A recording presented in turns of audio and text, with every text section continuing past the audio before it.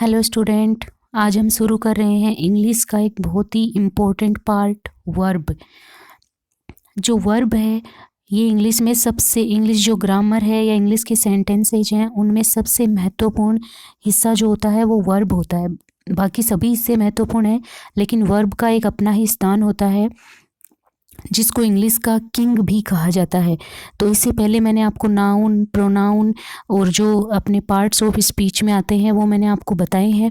तो आप इससे पहले जो वीडियो मैंने नाउन और प्रोनाउन के डाले उनको जा कर के आप प्लेलिस्ट में चेकआउट करें और उसके बाद में वर्ब का वीडियो ये आप देखें। अगर आपको वीडियो पसंद आता है तो उसको आप लाइक करें, शेयर करें और चैनल को सब्सक्राइब करना ना भूलें। तो चलिए स्टार्ट करते हैं। वर्ब को हम हिंदी में बोलते हैं क्रिया। क्रिया क्या होती है? क्रिया का मतलब होता है जिसमें कोई कार्य हो रहा हो, कोई एक्शन हो रहा हो, वही क्या होती है? वर्ब होती है। तो देख आज की वीडियो में हम क्या क्या पढ़ेंगे। वर्ब क्या है, what is a verb, verb के प्रकार, types of verb, transitive and intransitive verb, auxiliary verb, regular and irregular verbs and verb forms. ये जो 6 टॉपिक है वो इस वीडियो में आज हम कवर करेंगे। तो सबसे पहले शुरू करते हैं। वर्ब क्या है? वर्ब की डेफिनेशन तो देखो इसमें मैंने लिखा है वर्ब हमें यह बताता है कि वाक्य को सब्जेक्ट, जो वाक्य है उसका सब्जेक्ट क्या कर रहा है, वह सब्जेक्ट क्या है। मतलब क्या हुआ? सब्जेक्ट क्या कर रहा है, इसका मतलब तो है कि जो सब्जेक्ट हमें दिया है वो क्या कार्य कर रहा है, वो ही वर्ब है। दूसरा है सब्जेक्ट क्या है, तो सब्जेक्ट जो है उसकी अवस्था क्या है उसके बारे में भी हमें वर्ब बताती है और वो हमें हेल्पिंग वर्ब बताती है कि इसकी सब्जेक्ट की जो अवस्था क्या है, पास्ट है, प्रेजेंट है या फ्यूचर है। तो ये दोनों कार्य जो हैं वो वर्ब के द्वारा पूरे होते हैं। जैसे नीचे मैंने इसकी इंग्लिश में परिभाषा लिखी है, a verb is a word that tells us what a subject does और इज़। कि वर्ब वह वर्ड है जो हमें बताता है कि इस वाक्य का सब्जेक्ट क्या कर रहा है या फिर वो क्या है। ठीक है, तो वर्ब वह शब्द होता है जो वाक्य में होने वाली क्रिया के बारे में बताता है या उस वाक्य की अवस्था को बताता है। यही बात मैंने आपको पहले बताई है। Verb is a word that shows an action और ए स्टेट। मतलब उस जो वाक्य में जो काम हो रहा है उसको बताने वाला शब्द वर्ब है। उस वाक्य की स्टेट क्या है, उसका टेंस क्या है, वो बताने वाला भी वर्ब है। The verb is a most important part in parts of speech. और जो पार्ट्स ऑफ स्पीच हैं उसमें जो 8-9 पार्ट आते हैं आपके, उनमें सबसे इम्पोर्टेंट पार्ट है वो वर्ब का है। नीचे लिखा है the verb is king in English. English में वर्ब को क्या बोला गया है? किंग बोला गया है। क्यों? क्योंकि वर्ब जो है, वर्ब के बिना कोई भी वाक्य नहीं बन सकता। वर्ब का उसमें मेन रोल होता है। ठीक है, जैसे एक वर्ब की सहायता से हम वाक्य बना सकते हैं लेकिन बाकी जो पार्ट्स ऑफ स्पीच हैं, सब्जेक्ट, नाउन, जो नाउन प्रोनाउन है या फिर कंजक्शन है, इंटरजेक्शन है, एडजेक्टिव है, एडवर्ब है, उनकी सहायता से हम वाक्य नहीं बना सकते। जैसे मैं आपको फॉर एग्जांपल बताऊं, हमें किसी को कहना है गो, तो गो क्या है? जाओ। गो एक वर्ब है और ये अपने आप में एक पूरा सेंटेंस बन गया कि गो, जाओ। ठीक है, ऐसे बोले हम कम, तो कम भी एक अपने आप में क्या बना? पूरा सेंटेंस बन गया। तो ये दोनों किसकी सहायता से बने? ये वर्ब की सहायता से बने। तो इसलिए वर्ब जो है वो वर्ब को ही किंग बोला गया है। अब वर्ब है वो 2 टाइप की होती है। एक तो होती है एक्शन वर्ब, एक होती है स्टेट वर्ब। ठीक है, एक्शन वर्ब क्या होती है? एक्शन वर्ब को ही हम बोलते हैं डायनेमिक वर्ब। स्टेट वर्ब होती है, इसको स्टेटिव वर्ब भी बोलते हैं। तो एक्शन वर्ब क्या होती है पहले ये देखते हैं। वह वर्ब्स जिसमें किसी कार्य का होना पता लगता है, जैसे शारीरिक क्रिया होना या प्रोसेस होना। ठीक है, जिस वर्ड से हमें ये पता लग रहा हो कि इसमें क्या कार्य हो रहा है वो वर्ड वर्ब है और उसमें भी वो गतिविधि होनी चाहिए, कोई शारीरिक गतिविधि, कोई काम होना चाहिए, तब वो एक्शन वर्ब होगी। जैसे एग्जांपल, आई कुक फूड, मैं खाना बना रही हूँ। तो इसमें क्या है? कुक जो है उसमें खाना बना रही हूँ, मतलब कोई कार्य कर रही हूँ, तो कुक है वो एक एक्शन वर्ब है। आई एम प्लेइंग, तो ये जो एम है वो कोई एक्शन वर्ब नहीं है यहाँ पे, ये स्ट्रेट वर्ब है। ठीक है, नीचे आई गो टू स्कूल, तो जो गो वर्ब है, मैं स्कूल जा रही हूँ या रहा हूँ, तो इसमें गो, गो यानी जाना, जाना क्या है, क्रिया है। ठीक है, तो एक्शन वर्ब की आईएनजी फॉर्म होती है, can be used in I N G forms. आपको ये भी ध्यान रखना है कि जो स्टेट वर्ब्स होती हैं उनकी कोई आईएनजी फॉर्म नहीं होती, लेकिन एक्शन वर्ब की आईएनजी फॉर्म होती है। जैसे मैंने नीचे लिखा, I am cooking food, I am going school. Next, state verb. State verb way verb होती हैं जहाँ केवल परिस्थिति या स्थिति का वर्णन होता है, कोई एक्टिविटी नहीं होती। समझ गए? जैसे यू लाइक डांस, तुम डांस को पसंद करते हो या तुम्हें डांस पसंद है, तो पसंद है, इसमें कोई क्रिया नहीं हो रही है, कोई एक्टिविटी नहीं हो रही है, केवल स्थिति का पता चल रहा है कि तुमको क्या पसंद है, डांस पसंद है। आई हैव ए बैग, मेरे पास एक बैग है, तो है का मतलब उसकी स्थिति पता चल रही है, ना कि उसमें कोई कार्य हो रहा है। रीता सीम्स हैप्पी, रीता जो है वो हैप्पी दिख रही है, इसका मतलब क्या हुआ कि रीता है वो हैप्पी दिख रही है, ना कि वो कोई कार्य कर रही है। तो जो स्टेट वर्ब है उनकी कोई भी आईएनजी फॉर्म नहीं होती। जैसे मैंने नीचे लिखा है, यू आर लाइकिंग डांस, तो ऐसा कोई वाक्य नहीं बन सकता। रीता इज सीमिंग हैप्पी, ऐसा भी कोई वाक्य नहीं बन सकता। ये इनकी आईएनजी फॉर्म लगती है, ऐसे वर्ड बनते हैं, लेकिन वो इस केस में नहीं बनते, वो अलग केस होता है। ठीक है, वो हम आगे देखेंगे। वर्ब्स के प्रकार। अब देखो, हमने एक तो देखा एक्शन वर्ब और स्टेट वर्ब। उसके बाद में हम जो एक्शन वर्ब हैं वो और इन, ये तो अपना अलग से टाइप हो गया कि एक तो एक्शन वर्ब होती हैं कि स्टेट वर्ब होती हैं, और इनमें भी दो भागों में इनको डिवाइड किया है कि एक हेल्पिंग वर्ब और एक मेन वर्ब। तो हेल्पिंग वर्ब है वो कितनी होती हैं, 16 होती हैं, और मेन वर्ब है वो हज़ारों की संख्या में होती हैं, 100 से। ठीक है, उनका कोई एक अलग से सेपरेट गिनती नहीं है। हेल्पिंग वर्ब को ही हम ऑक्सिलरी वर्ब बोलते हैं, और जो मेन वर्ब है उसको लेक्सिकल वर्ब बोलते हैं। अब देखो, पहले हम हेल्पिंग वर्ब देखते हैं। हेल्पिंग वर्ब क्या होती है? हेल्पिंग वर्ब्स मेन वर्ब की सहायता करती है, इनका कोई अपना अर्थ नहीं होता। तो हेल्पिंग वर्ब है वो मुख्य रूप से मेन वर्ब की सहायता करती है, इनका अपना कोई अर्थ नहीं होता। ये सिर्फ वाक्य की अवस्था, उसके समय, उसके टाइम को डिफाइन करने के लिए यूज़ में ली जाती है। ठीक है, तो इसमें देखते हैं नीचे, आई एम, सिर्फ हमने इतना वाक्य लिख दिया तो इसका कोई सेंस नहीं बन रहा, क्योंकि हेल्पिंग वर्ब का अपने आप में कोई अर्थ नहीं होता है। यू आर, यू मस्ट, इनमें कोई अर्थ नहीं निकलेगा।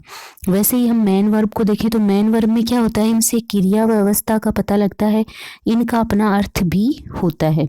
तो देखो, मैंने एक वाक्य बनाया, आई डांस, ही डाइड, तो ये क्या है, वो नाच रही है और वो मर गया। मतलब ये दोनों जो वाक्य हैं उनका एक अपना सेपरेट अर्थ बन रहा है। क्यों? क्योंकि डांस है वो डांस, डाइड, ये सब क्या है, इस वाक्य की क्रिया का पता हमें बता रहे हैं। फिर हेल्पिंग वर्ब जो है वो हमें टेंस के बारे में बताती है। इनके साथ हम नकारात्मक हेल्पिंग वर्ब की देखो 3 मुख्य विशेषताएं हैं कि हेल्पिंग वर्ब को अगर हम डिफाइन करना चाहें तो कैसे करेंगे। पहला तो ये है कि ये हमें टेंस के बारे में बताती है। दूसरा है, हेल्पिंग वर्ब्स के साथ हम नकारात्मक वाक्य बना सकते हैं, जबकि मेन वर्ब्स के साथ में हम नकारात्मक नहीं जा सकते। और तीसरा, इससे प्रश्नवाचक वाक्य भी बन सकते हैं जो मेन वर्ब से नहीं बन सकते। तो 3 है वो इसकी अलग से पहचान है। पहला, ये हमें टेंस के बारे में बताती है जो मेन वर्ब नहीं बताती। दूसरा, हम इसके साथ में नकारात्मक वाक्य बना सकते हैं। तीसरा, प्रश्नवाचक वाक्य भी बना सकते हैं, और ये तीनों विशेषता जो मेन वर्ब में नहीं होती। तो इसमें क्या आएगा, अब देखो, जो हेल्पिंग वर्ब हैं उनमें भी 3 पार्ट हैं। ठीक है, हेल्पिंग वर्ब जो है उनमें मुख्य रूप से 3 पार्ट हैं। एक तो होती है प्राइमरी हेल्पिंग वर्ब, मॉडल और सेमी मॉडल्स। तो प्राइमरी हेल्पिंग वर्ब क्या होती हैं, उनकी 3 फॉर्म है, बी, डू, हैव।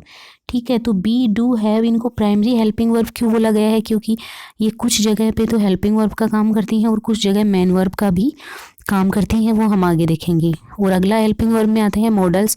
तो मॉडल्स हैं वो 10 हैं और वो सारे हेल्पिंग वर्ब में आते हैं। इसके अलावा कुछ 3 ऐसे मॉडल भी हैं जो सेमी मॉडल्स उनको बोला जाता है, क्योंकि ये कुछ समय मॉडल का कार्य करते हैं और कभी कभी हेल्पिंग वर्ब का कार्य भी ये करते हैं, इसलिए इनको सेमी मॉडल्स बोला जाता है। नीड, डेयर और यूज टू। ठीक है, उसी प्रकार से ये आपकी जो इधर मेन वर्ब है इसको 2 पार्ट में बांटा गया है, ट्रांजिटिव और इंट्रांजिटिव, सकर्मक क्रिया और और अकर्मक क्रिया। अब सकर्मक और अकर्मक क्रिया क्या होती है? ट्रांजिटिव वर्ब है, इसमें एक डायरेक्ट जो ऑब्जेक्ट है उसका होना क्या है, ज़रूरी है। लेकिन इन ट्रांजिटिव वर्ब है उसमें ऑब्जेक्ट का होना कोई ज़रूरी नहीं है, वाक्य ऐसे ही अपने आप में कंप्लीट होता है। जैसे मैंने 2 एग्जाम्पल लिखे हैं, आई सॉ एन एलिफेंट, तो इसमें देखो मैंने एक एलिफेंट देखा, तो एलिफेंट क्या है यहाँ पे? एक ऑब्जेक्ट है, ठीक है। दूसरे वाक्य हैं ही डाइड, ही डांस, तो इनमें कोई ऑब्जेक्ट नहीं है, कोई डायरेक्ट ऑब्जेक्ट नहीं है, बस वाक्य पूरा बन गया। तो ये इंट्रांजिटिव वर्ब है और आई सॉ एन एलिफेंट ये ट्रांजिटिव वर्ब है। इनके बारे में हम थोड़ा वीडियो के लास्ट में और देखेंगे, अभी तो इतना ही। इसके बाद में जैसे मैंने हेल्पिंग वर्ब का आपको 3 प्रकार बताई। प्राइमरी हेल्पिंग वर्ब जो बी, डू और हैव है। नेक्स्ट है मॉडल्स और सेमी मॉडल्स। तो सबसे पहले हम देखते हैं मॉडल का हम एक अलग से वीडियो भी बनाएंगे, लेकिन यहाँ मोटा मोटा हम समझ लेते हैं। जैसे सकना के अर्थ में हम कैन और कुड को प्रयोग करते हैं, ठीक है। तो कैन है वो वर्तमान में आएगा, प्रेजेंट के लिए आएगा, कुड है वो पास्ट के लिए आएगा। यू कैन डू दिस, तुम ये कर सकते हो, इसका मतलब ये है। इट कुड बी एनीथिंग, ठीक है। तो ये है पास्ट फॉर्म इसकी, कैन की। फिर सकना के अर्थ में ही मे और माइट दोनों आते हैं, लेकिन मे जो है वो क्या है? प्रेजेंट फॉर्म है, माइट है वो पास्ट फॉर्म है। सीता मे अराइव लेट, हो सकता है सीता लेट पहुंची, ठीक है। आई माइट गो देयर, मैं वहाँ जा सकता था, ठीक है। तो ये जो है वो सकना के अर्थ में यूज़ होते हैं। फिर भविष्य के लिए हम देखेंगे will, would, he will dance, वो डांस करेगी। Would you like some water, क्या आप कुछ पानी लेना पसंद करेंगे? तो ये भविष्य के बारे में है। अगर हम किसी से रिक्वेस्ट करके कुछ पूछ रहे हैं तो वुड का यूज़ करते हैं। वैसे ही चाहिए के अर्थ में शुड का प्रयोग होता है। You should respect your parents, तुम्हें अपने माता पिता की जो है आदर करना चाहिए। शैल आई हेल्प यू, क्या मैं तुम्हारी सहायता कर सकता हूँ, ये शैल है। फिर करना ही चाहिए में होगा मस्ट, ठीक है। हम मस्ट का प्रयोग करेंगे, करना ही चाहिए। You must respect your parents, इसमें हम थोड़ा जोर देके बोल रहे हैं कि आपको ऐसा करना ही चाहिए। नेक्स्ट O2 है, तो O2 एक नैतिक कर्तव्यों के रूप में उपयोग होता है, इसमें भी वही है। You ought to respect your parents. Next है करना ज़रूरी है, इसमें नीड भी आता है। You need not worry about me, मतलब क्या मतलब हुआ कि तुम्हें मेरी चिंता करने की कोई ज़रूरत नहीं है। तो नीड का प्रयोग होता है, करना ज़रूरी नहीं है, ठीक है। करना ज़रूरी है या नहीं है, ठीक है। You don't need to worry about me. Next है साहस। साहस के कार्यों के लिए डेयर शब्द का प्रयोग होता है। How dare you go there, तुम्हारी वहाँ जाने की हिम्मत कैसे हुई। और अगर हम इसे दूसरे तरीके से बनाएं क्वेश्चनवाचक में तो बनेगा does anyone dare go there. Next है किया करती थी, तो यूज टू जो है उसका मतलब होता है ऐसा काम वो पहले किया करती थी बट अब नहीं। तो they use to like cricket, वो क्रिकेट को पसंद किया करते थे। They are use to like cricket. ये 2 तरह से हमने इसमें सेंटेंस बनाए हैं। अगली हमारी आती है रेगुलर और इरेगुलर वर्ब। अब देखो रेगुलर वर्ब कौन सी होती हैं? रेगुलर वर्ब वे होती हैं जिनकी जिनकी सेकंड और थर्ड फॉर्म में ईडी जो है वो लगता है। इनकी फर्स्ट फॉर्म है, फिर उसमें सेकंड बनाएंगे, थर्ड बनाएंगे, तो ईडी बना करके दोनों फॉर्म बन जाती हैं, वो होती है रेगुलर। और जिनकी फॉर्म ईडी के अलावा बाकी अलग अलग शब्दों से बनती है, फर्स्ट सेकंड थर्ड फॉर्म, तो वो होती है इरेगुलर फॉर्म्स। तो हम कुछ फॉर्म्स देखते हैं नीचे टेबल में। इस फॉर्म से इसमें क्या आया है, पहला देखो हम देखेंगे इसकी बेस फॉर्म, ठीक है। तो जो मेन फॉर्म होती है, मेन क्रिया होती है, वो बेस फॉर्म ही होती है, इसको हम फर्स्ट फॉर्म बोलते हैं। अगली सेकंड फॉर्म आती है, उसको हम पास्ट फॉर्म बोलते हैं। नेक्स्ट आती है थर्ड फॉर्म, पास्ट पार्टिसिपल बोलते हैं इसको। अगला इसमें आती है एस या ईएस वाली फॉर्म, जिसको हम प्रेजेंट फॉर्म बोलते हैं। अगली प्रेजेंट पार्टिसिपल फॉर्म आती है, वो आईएनजी वाली फॉर्म होती है। तो जो आपको पता है कि प्रेजेंट जो वर्ब के साथ में फर्स्ट फॉर्म में एस या एस है, वो थर्ड पर्सन सिंगुलर के साथ में यूज़ होता है, ठीक है। तो हम देखते हैं, इससे पहले मैंने थोड़ी जगह छोड़ी है कि कौन सी रेगुलर फॉर्म है और कौन सी इरेगुलर फॉर्म है। इसमें हम पहले देखेंगे एम और इज़ है, फर्स्ट फॉर्म है।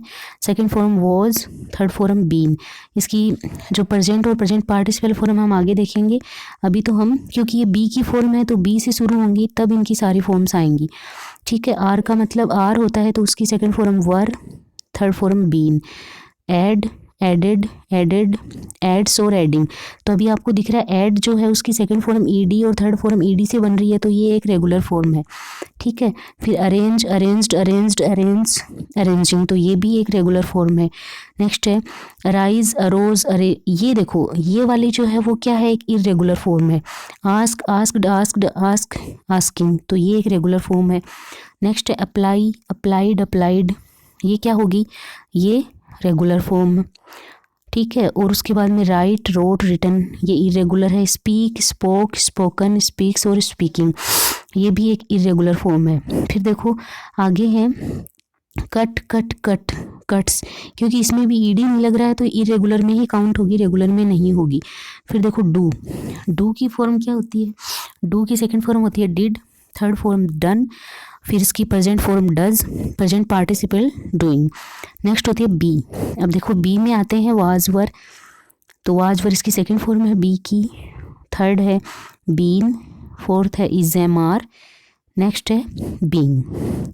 और वैसे ही है, हैव की है second form had, third form had, और प्रेजेंट फॉर्म हैज़ और हैविंग, ठीक है। ये इस तरह से कुछ वर्ब्स हैं जिनमें मुख्य रूप से आपको ध्यान में रखना है डू, बी, हैव, ये आपको अच्छे से याद करना है। जिसमें बी की तो सिर्फ 5 फॉर्म ही नहीं है बल्कि ज़्यादा है, 1 2 3 4 5 6 7 और 8 फॉर्म्स हैं, ठीक है। अभी थोड़ा हम ट्रांजिटिव और इनट्रांजिटिव वर्ब को देख लेते हैं। ट्रांजिटिव का मतलब सहकर्मक क्रिया, सब्जेक्ट के द्वारा किए गए कार्य का प्रभाव ऑब्जेक्ट पर पड़ता है।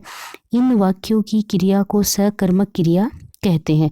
मतलब क्या हुआ कि सब्जेक्ट जो भी काम कर रहा है उसका प्रभाव किस पे होगा, ऑब्जेक्ट पे, तो इनको हम सकर्मक क्रिया कहेंगे। जैसे अविरत मूव्ड द टेबल, अब देखो यहाँ पे अविरत सब्जेक्ट है और द टेबल है वो ऑब्जेक्ट है, तो अविरत ने कुर्सी खिसकाई, सब्जेक्ट ने जो काम किया उसका भार ऑब्जेक्ट किस पे पड़ा, चेयर पे या टेबल पे, ठीक है।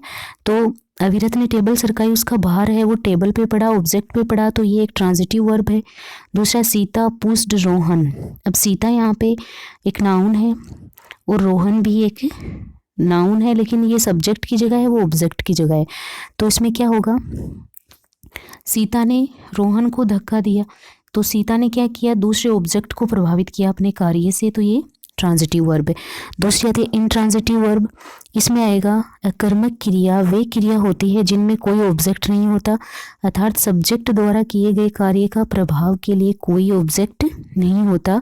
तो इसमें देखते हैं एग्जाम्पल, डैड स्माइल, पापा मुस्कुराए। अब पापा मुस्कुराए तो उन्होंने अपना कार्य किया लेकिन किसी को प्रभावित नहीं किया। नेक्स्ट है इसमें क्रिया का जो प्रभाव है वो सिर्फ सब्जेक्ट पे ही दिख रहा है कि हाँ सब्जेक्ट ही कुछ कर रहा है। नेक्स्ट है मोना वाज वीपिंग, मोना रो रही थी। अब यहाँ भी क्या है, मोना रो रही थी, तो मोना के कार्य का प्रभाव मोना पे ही आ रहा है, तो ये एक इनट्रांजिटिव वर्ब है। Thank you. अगर आपको वीडियो पसंद आ रहा है तो इसको आप लाइक ज़रूर करें, शेयर करें और चैनल को सब्सक्राइब करना ना भूलें। नेक्स्ट जो वीडियो है उसमें हम आपके लिए लेके आएंगे एडजेक्टिव विशेषण। विशेषण क्या होते हैं, उनके टाइप्स क्या हैं और उनकी पहचान क्या है, ये वीडियो हम नेक्स्ट लेके आएंगे। लेकिन उससे पहले आपको वर्ब्स के बारे में कुछ प्रैक्टिस एक्सरसाइजेज सोल्व कराऊंगी, उसके बाद में हम एडजेक्टिव का वीडियो लाएंगे। Thank you, thanks for watching.